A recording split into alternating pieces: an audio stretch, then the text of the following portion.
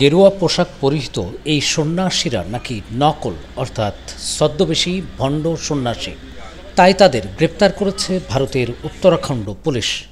গ্রেপ্তার করা 14 জনের মধ্যে 5 জনের পরিচয়ে বলা হচ্ছে তারা নাকি বাংলাদেশি। লিলি বিউটি সোপ, যার অ্যান্টি এজিং গুণ তারুণ্য ধরে রেখে ত্বকে করে উজ্জ্বল, তারুণ্যময় উজ্জ্বল ত্বকের জন্য। রিমার্ক। ভারতে অবৈধ অনুপ্রবেশকারী অর্থাৎ অবৈধ বাংলাদেশি ধরার অভিযানের কথা মাঝে মধ্যে শোনা যায়। এবার শোনা গেল ছদ্মবেশী সন্ন্যাসীদের ধরার কথা। কিন্তু কেন? তাদের অপরাধ কী? বলা হচ্ছে এই সন্ন্যাসীরা প্রতারক। তারা হিন্দু ও আদিবাসীদের অন্য ধর্মে টেনে নিয়ে যান, অর্থাৎ ধর্মান্তর করান।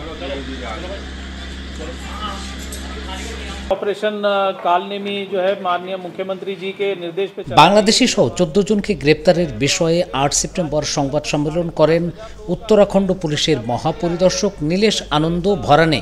তার দাবি, এই পর্যন্ত রাজ্য জুড়ে 5,500 জনকে জিজ্ঞাসাবাদ করা হয়েছে, যার মধ্যে 1,182 জনের বিরুদ্ধে প্রতিরোধমূলক ব্যবস্থা নেওয়া হয়েছে। গ্রেপ্তার করা হয়েছে 300 জনকে।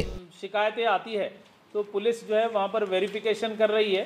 तो इसमें वेरिफिकेशन में लगभग 1150 लोगों पे अब तक उत्तराखंड पुलिस ने कार्रवाई करी है। 20 से ज़्यादा इसके আইজি ভরানের দাবি, এই অভিযান দেবভূমি উত্তরাখণ্ডের পবিত্র ভাবমূর্তি রক্ষার লক্ষ্যে পরিচালিত হচ্ছে। অভিযানের নামকরণ করা হয়েছে কালমেনি। लोगों को भ्रमित करना, अपनी नाम बदल कर जो है यहाँ पर योजनाओं का लाभ लेना, अपना जो है जो सरहदी राज्य है, सरहदी जनपद है, यहाँ এই কালমেনি রামায়ণ ও মহাভারতে বর্ণিত একজন রাক্ষস। রামায়ণে তিনি সন্ন্যাসী ছদ্মবেশী হনুমানকে সঞ্জীবনী বুটি সংগ্রহে বাধা দেওয়ার চেষ্টা করেন। একই কালমেনিকে মহাভারতে পাওয়া যায় কংস রূপে। के तहत जो है ऐसे कई एफआईआर करी है, जिसपे कई चौंकाने वाले तथ्य सामने आए हैं, जिसमें कई इवन टेरर से लिंक केसेस भी जो है वो सामने आए हैं।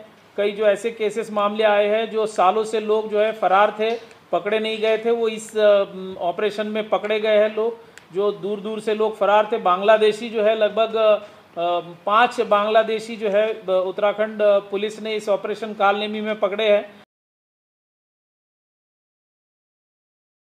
লিলি বিউটি সোপ, যার অ্যান্টি এজিং গুণ তারুণ্য ধরে রেখে ত্বকে করে উজ্জ্বল, তারুণ্যময় উজ্জ্বল ত্বকের জন্য।